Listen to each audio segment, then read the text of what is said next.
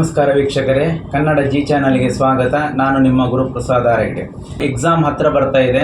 ಮಕ್ಕಳಿಗೆಲ್ಲ ಎಕ್ಸಾಮಿನ ಒಂದು ಟೆನ್ಷನ್ಸ್ ಇರ್ತದೆ. ಯಾವ ರೀತಿ ನಾವು ಓದಬೇಕು ಮತ್ತು ಯಾವ ರೀತಿ ನಾವು ಓದಿದರೆ ಉತ್ತಮ ಅಂಕ, ಇಲ್ಲದಿದ್ದರೆ ಪರೀಕ್ಷೆಯ ಫಲಿತಾಂಶ ಬರ್ತದೆ ಅಂತ ಹೇಳುವಂಥ ಒಂದು ಆತಂಕ ಇರ್ತದೆ. ಆ ಉದ್ದೇಶದಲ್ಲಿ ಈ ಒಂದು ವಿಡಿಯೋವನ್ನು ಮಾಡ್ತಾ ಇದ್ದೇವೆ. ವಿದ್ಯಾರ್ಥಿಗಳ ಒಂದು ಕೊನೆಯ ಹಂತದ ಒಂದು ಈಗ ಪರೀಕ್ಷೆಯ ಸಮಯ ಇನ್ನೇನು ಒಂದು ತಿಂಗಳು, ಹೆಚ್ಚಂದರೆ ಸರಿಸುಮಾರು ಒಂದು ತಿಂಗಳು ಇದೆ. ಒಂದು ತಿಂಗಳ ಅವಧಿಯಲ್ಲಿ ಯಾವ ರೀತಿ ಓದಿದರೆ ನಾವು 100% ಯಶಸ್ಸನ್ನು ಗಳಿಸ್ಬೋದು ಅಂತ ಹೇಳುವುದರ ಬಗ್ಗೆ ಈ ವಿಡಿಯೋದಲ್ಲಿ ಸವಿಸ್ತಾರವಾಗಿ ತಿಳಿಸಿರ್ತೇವೆ. ಅದನ್ನು ಕೊನೆಯವರೆಗೆ ನೋಡಿ. ಈಗ ವಿದ್ಯಾರ್ಥಿಗಳಲ್ಲಿ ಕೆಲವೊಂದು ರೀತಿಯ ಕೆಟಗರಿ ಇದೆ. ಏನಂತ ಹೇಳಿದರೆ, ಕೆಲವರಿಗೆ 100ರಲ್ಲಿ 100 ತೆಗೆಯುವಂಥದ್ದು, ಔಟ್ ಸ್ಕೋರ್ ಮಾಡುವಂಥ ಒಂದು ಇಚ್ಛೆ ಇರ್ತದೆ. ಕೆಲವರಿಗೆ ಏನಂತ ಹೇಳಿದರೆ ಅಟ್ಲೀಸ್ಟ್ ಡಿಸ್ಟಿಂಕ್ಷನ್ ಪಾಸ್ ಆದರೆ ಸಾಕು ಅಂತ ಹೇಳುವ ಮಟ್ಟಿಗೆ ಇರ್ತದೆ. ಕೆಲವರು ಇನ್ನೊಂದು ಕೆಟಗರಿ ಇದೆ. ಏನಂತ ಹೇಳಿದರೆ, ನಾವು ಎವರೇಜ್ ಒಂದು ಮಾರ್ಕ್ನಲ್ಲಿ ಪಾಸ್ ಆಗ್ಬೋದಂತ. ಎವರೇಜ್ ಅಂತ ಹೇಳಿದರೆ ಒಂದು 60ರಿಂದ 70 ಸರಿಸುಮಾರಿನ ಅಂತರದಲ್ಲಿ ಪಾಸ್ ಆದರೆ ಸಾಕು ಅಂತ ಹೇಳುವಂಥದ್ದು ಅಭಿಪ್ರಾಯ ಇರ್ತದೆ. ಇನ್ನೊಂದು ಕೆಟಗರಿ ಇದೆ. ಏನಂತ ಹೇಳಿದರೆ, ನಮಗೆ ಈ ವರ್ಷ ಒಂದು ಪಾಸ್ ಆದರೆ ಸಾಕು ಅಂತ ಹೇಳುವಂಥ ಇನ್ನೊಂದು ಕೆಟಗರಿ ಇದೆ. ಇದರಲ್ಲಿ ಬೇರೆ ಬೇರೆ ರೀತಿಯ ಕೆಟಗರಿ ಇರುವುದರಿಂದ ನಾವು ಎಲ್ಲ ವಿದ್ಯಾರ್ಥಿಗಳ ಸಂಪೂರ್ಣವಾದಂತಹ ಒಂದು ಅಭಿಪ್ರಾಯವನ್ನು ಕ್ರೋಢೀಕರಿಸಿ ಈ ಒಂದು ಸಲಹೆಯನ್ನು ಕೊಡ್ತಾ ಇದ್ದೇವೆ. ಆದ್ದರಿಂದ ಇಲ್ಲಿ ಅವರವರ ಒಂದು ಮಟ್ಟ ನೋಡಿಕೊಂಡು ಅದಕ್ಕೆ ಸರಿಯಾಗಿ ನೀವು ಅದನ್ನು ನಿಮ್ಮ ಓದಿನ ವಿಷಯದಲ್ಲಿ ಇಂಪ್ಲಿಮೆಂಟ್ ಮಾಡಬೇಕು.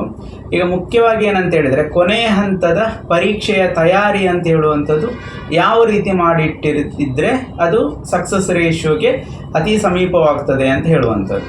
ಇಲ್ಲಿ ಕೊನೆಯ ಹಂತದಲ್ಲಿ ನೀವು ನಿಜವಾಗಿಯೂ ಪ್ರಿಪೇರ್ ಆಗಿದ್ದರೆ, ಅಂದರೆ 100ಕ್ಕೆ 100 ಪ್ರಿಪೇರ್ ಆಗಿದ್ದರೆ, ಆ ಹಂತದಲ್ಲಿ ನೀವು ಏನು ಮಾಡಬೇಕಂತ ಹೇಳಿದರೆ, only refresh as well as revision ಅಂತ ಹೇಳುವಂಥ ಮೆಥಡನ್ನು ಯೂಸ್ ಮಾಡಬೇಕು. ಅಂತ ಹೇಳಿದರೆ ಏನು, ನೀವು ಓದಿದಂಥ ವಿಷಯವನ್ನು ಪದೇ ಪದೇ ಪುನರಾವರ್ತಿಸುವುದು ಮತ್ತು ಅದನ್ನು ಪುನಃ ಆಲೋಚನೆಗೆ ಒಡ್ಡುವುದು. ಈ ರೀತಿ ಮಾಡಿದಾಗ ಅದು ನಿಮ್ಮ ಬ್ರೈನ್ನಲ್ಲಿ ಶಾಶ್ವತವಾಗಿ ನೆಲೆ ನಿಲ್ತದೆ. ಪರೀಕ್ಷೆಯ ಸಂದರ್ಭದಲ್ಲಿ ನಾವು ಅಲ್ಲಿ ಕ್ವಶ್ಚನ್ ಪೇಪರನ್ನು, ಪ್ರಶ್ನೆ ಪತ್ರಿಕೆಯನ್ನು ನೋಡಿದಾಗ ನಾವು ಓದಿದಂಥ ವಿಷಯಗಳು ನಮಗೆ ಅಲ್ಲಿ ರಿಕಾಲ್ ಆಗಬೇಕು, ಮರುಕಳಿಸಬೇಕು. ಆ ರೀತಿ ಆಗಬೇಕಾದ್ರೆ ನಾವೇನು ಮಾಡಬೇಕಂತ ಹೇಳಿದರೆ, ಓದಿದಂಥ ವಿಷಯವನ್ನು ಎಗೇನ್ ಆ್ಯಂಡ್ ಎಗೇನ್ ನಾವು ರಿಕಾಲ್ ಮತ್ತು ರಿವೈಸ್ ಮಾಡಿದರೆ ಮಾತ್ರ ಅದು ಬರಲಿಕ್ಕೆ ಸಾಧ್ಯ ಇದೆ.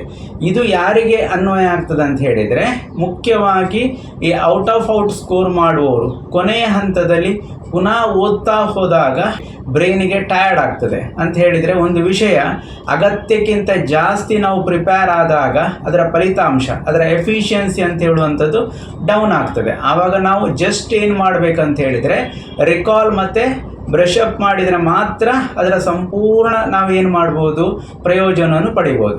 ಹಾಗಂತ ಹೇಳಿ ಈಗ ಎವರೇಜ್ ಅಂತ ಹೇಳುವಂಥ ಸ್ಟೂಡೆಂಟ್ಸ್ಗಳು, ಎವರೇಜ್ ಅಂತ ಹೇಳಿದರೆ ಜಸ್ಟ್ ಪಾಸ್ ಮಾರ್ಕಿನವರನ್ನು ನಾನು ಎವರೇಜ್ ಅಂತ ಕನ್ಸಿಡರ್ ಮಾಡೋದಿಲ್ಲ. ಎವರೇಜ್ ಅಂತ ಹೇಳಿದರೆ ಏನಂತ ಹೇಳಿದರೆ, ನಿಯರ್ ಅಬೌಟ್ 60 to 70% ಅಂತ ಹೇಳುವಂಥ ಮಕ್ಕಳು ಅದು ಎವರೇಜ್ ಅಂತ ಹೇಳುವಂಥ ರೀತಿಯಲ್ಲಿ ಬರ್ತಾರೆ. ಯಾಕಂತ ಹೇಳಿದರೆ ಅವರಿಗೆ ತುಂಬ ಸ್ಟ್ರೆಸ್ ಇರ್ತದೆ. ಒಂದು ಹಂತದಲ್ಲಿ ಅವರಿಗೆ ಫಸ್ಟ್ ಕ್ಲಾಸ್ ಸ್ಕೋರ್ ಮಾಡಲೇಬೇಕಾಗ್ತದೆ. ಅದಕ್ಕೋಸ್ಕರ ಅವ್ರು ಏನು ಮಾಡಬೇಕಂತ ಹೇಳಿದರೆ, ಏನೆಲ್ಲ ಓದಿದಾರೋ ಅದೆಲ್ಲವನ್ನು ಮತ್ತೊಮ್ಮೆ ಶಾರ್ಟ್ ನೋಟಾಗಿ ತಗೊಳ್ಬೇಕು. ಯಾವುದೇ ಫಾರ್ಮುಲಾಸ್ ಇರ್ಬೋದು, ಈಕ್ವೇಷನ್ಸ್ ಇರ್ಬೋದು, ಡಿರೈವೇಷನ್ಸ್ ಇರ್ಬೋದು, ಅಥವಾ ಎಕ್ಸ್ಪೆಕ್ಟೆಡ್ ಕ್ವಶನ್ಸ್ ಅಂತ ಹೇಳುವಂಥದ್ದು, ಇದೆಲ್ಲವನ್ನು ಏನು ಮಾಡಬೇಕಂತ ಹೇಳಿದ್ರೆ, ಅವರು ಎಗೇನ್ ಆಗಿ ಅವರು ಶಾರ್ಟ್ ನೋಟ್ ಟೈಪ್ನಲ್ಲಿ ಅವರಾಗಿಯೇ ಒಂದು ನೋಟನ್ನು ಪ್ರಿಪೇರ್ ಮಾಡಿದರೆ ಆವಾಗ ಈ ಎವರೇಜ್ ಸ್ಟೂಡೆಂಟ್ಸ್ಗಳಿಗೆ ಅದು ತುಂಬ ಹೆಲ್ಪ್ ಆಗ್ತದೆ. ಅದು ಬ್ಯಾಕಪ್ ಸಪೋರ್ಟ್ ಆಗಿ ಅವರಿಗೆ ಎಕ್ಸಾಮ್ ಹಾಲಲ್ಲಿ ಹೆಲ್ಪ್ ಆಗಲಿಕ್ಕೆ ಚಾನ್ಸಸ್ ಇದೆ. ಇದು ಈ ಡಿಸ್ಟಿಂಕ್ಷನ್ ಮಕ್ಕಳಿಗೂ ಕೂಡ ಅಪ್ಲೈ ಆಗ್ತದೆ, ಈಗ ನಾನು ಹೇಳಿದಂಥ ಮೆಥಡ್. ಇನ್ನು ಉಳಿದಂತಹ ಒಂದೇ ಒಂದು ಕೆಟಗರಿ ಅಂತ ಹೇಳಿದರೆ, ನಮಗೆ ಪಾಸ್ ಆದರೆ ಸಾಕು ಅಂತ ಹೇಳುವಂಥ ಮಕ್ಕಳು, ಅವರು ತುಂಬ ಡೇಂಜರ್ ಝೋನಲ್ಲಿ ಇರ್ತಾರೆ. ಯಾಕಂದರೆ ವರ್ಷದ ಕಂಪ್ಲೀಟ್ ಡೇಸನ್ನು ಅವರು ವೇಸ್ಟ್ ಮಾಡಿರ್ತಾರೆ. ಯಾವುದೇ ಪ್ರಿಪ್ರೇಷನಿಗೆ ಒಳಗಾಗಿರುವುದಿಲ್ಲ, ಅವರು ಯಾವುದೇ ಪಾಠವನ್ನು ಸರಿಯಾಗಿ ಕೇಳಿರುವುದಿಲ್ಲ. ಆ ಹಂತದಲ್ಲಿ, ಕೊನೆಯ ಹಂತದಲ್ಲಿ ಅವರಿಗೆ ಯಾವುದೇ ಸಬ್ಜೆಕ್ಟಿನ ಒಂದು ವಿಷಯವನ್ನು ಅಂತ ಹೇಳಿದರೆ ಕಾನ್ಸೆಪ್ಟನ್ನು ರಿಕಾಲ್ ಮತ್ತು ರಿಯಲೈಸ್ ಮಾಡಲಿಕ್ಕೆ ಚಾನ್ಸಸ್ಸೇ ಇರುವುದಿಲ್ಲ. ಆ ಹೊತ್ತಲ್ಲಿ ಅವರು ಗೆಲ್ಲೇಬೇಕು, ಈ ವರ್ಷ ಅವರದ್ದು ಹಾಳಾಗಬಾರ್ದು ಅಂತ ಹೇಳುವಂಥ ಸಂದರ್ಭದಲ್ಲಿ ಅವರು ಏನು ಮಾಡಬೇಕಂತ ಹೇಳಿದರೆ, ಈ ಹಿಂದಿನ ಒಂದು 5 ವರ್ಷದ ಫೈನಲ್ ಎಕ್ಸಾಮ್ನ ಕ್ವಶನ್ ಪೇಪರನ್ನು ಅದರ ಒಂದಿಗೆ ಒಂದು 3 ವರ್ಷದ ಸಪ್ಲಿಮೆಂಟರಿ ಎಕ್ಸಾಮ್ನ ಕ್ವಶನ್ ಪೇಪರನ್ನು ಒಟ್ಟಾಗಿ 1 ಮಾರ್ಕ್ನ ಕ್ವಶನ್, 2 ಮಾರ್ಕ್ನ ಕ್ವಶನ್, ಹಾಗೆ 3 ಮಾರ್ಕ್ನ ಕ್ವಶನ್ ಅಂತ ಹೇಳುವಂಥ ಕೆಟಗರಿ ಮಾಡಿ ಅದರಲ್ಲಿ ಅದನ್ನು ಲಿಸ್ಟ್ ಮಾಡಬೇಕು. ಎಲ್ಲ ಕ್ವಶನ್ಸ್ಗಳನ್ನು ಪುನಃ ಬರಿಬೇಕು. ಬರೆದು ಆ ಎಲ್ಲ ಕ್ವಶನ್ಸ್ಗಳನ್ನು 5 ವರ್ಷದಲ್ಲಿ ಬಂದಂತಹ ಎಲ್ಲ ಕ್ವಶನ್ ಪ್ಲಸ್ 3 ವರ್ಷದ ಸಪ್ಲಿಮೆಂಟರಿಯಲ್ಲಿ ಬಂದಂಥ ಕ್ವಶನ್, ಇದನ್ನು ಸಪ್ರೇಟಾಗಿ ಅವರೊಂದು ಲಿಸ್ಟ್ ಮಾಡಿ ಅದಕ್ಕೆ ಆನ್ಸರ್ಸನ್ನು ರೆಡಿ ಮಾಡಿ ಅದನ್ನು ಅಟ್ಲೀಸ್ಟ್ ಬೈಹರ್ಟ್ ಸ್ಟೂಡೆಂಟ್ ಆಗಿದ್ದರೆ ಅವರು ಬೈಹರ್ಟ್ ಮಾಡಬೇಕು. ಇಲ್ಲ ಅವರಿಗೆ ಆ ಕಾನ್ಸೆಪ್ಟ್ ಅರ್ಥ ಆಗಲಿಲ್ಲ ಅಂತ ಹೇಳಿದರೆ ನಿಮಗೆ ಕಲಿಸಿದಂಥ ಟೀಚರ್ನವ್ರ ಹತ್ರ ಪುನಃ ಈ ವಿಷಯದಲ್ಲಿ ನನಗೆ ತಿಳಿಸಿಕೊಡಿ ಅಂತ ರಿಕ್ವೆಸ್ಟ್ ಮಾಡಿದಾಗ ಈ ಹಂತದಲ್ಲಿ ಅವರು ನಿಮಗೆ ಕೆಲವೊಂದು ಈಸಿ ಟ್ರಿಕ್ಸ್ಗಳನ್ನು ಹೇಳಲಿಕ್ಕೆ ಚಾನ್ಸಸ್ ಇರ್ತದೆ. ನೀವು ಯಾವುದೇ ಪ್ರಿಪ್ರೇಷನ್ ಮಾಡಲಿಲ್ಲ, ಯಾವುದೇ ಅದಕ್ಕೆ ಪೂರ್ವ ತಯಾರಿ ಇಲ್ಲ ಅಂತ ಹೇಳಿ ಖಾಲಿ ಗೆಸ್ಸಿಂಗ್ ಮಾಡಲಿಕ್ಕೆ ಹೋದರೆ ಖಂಡಿತ ನಿಮಗೆ ಯಶಸ್ಸು ಸಿಕ್ಕಲಿಕ್ಕೆ ಚಾನ್ಸಸ್ ಇಲ್ಲ. ಆದ್ದರಿಂದ ಏನು ಪಾಸ್ ಆಗಬೇಕು, ಜಸ್ಟ್ ಪಾಸ್ ಆಗಬೇಕು, ಇಲ್ಲಿವರೆಗೂ ಕೂಡ ಎಲ್ಲ ಟೆಸ್ಟ್ಗಳಲ್ಲಿಯೂ ಕೂಡ ಕಡಿಮೆ ಮಾರ್ಕ್ ಬರ್ತಾ ಇದೆ. ನಮ್ಮ ಹತ್ರ ಈ ಕೊನೆಯ ಹಂತದಲ್ಲಿ ಏನು ಮಾಡುವುದು? ಯಾಕಂದರೆ ಮಕ್ಕಳಿಗೆ ತುಂಬ ಪ್ರೆಷರ್ ಇರ್ತದೆ.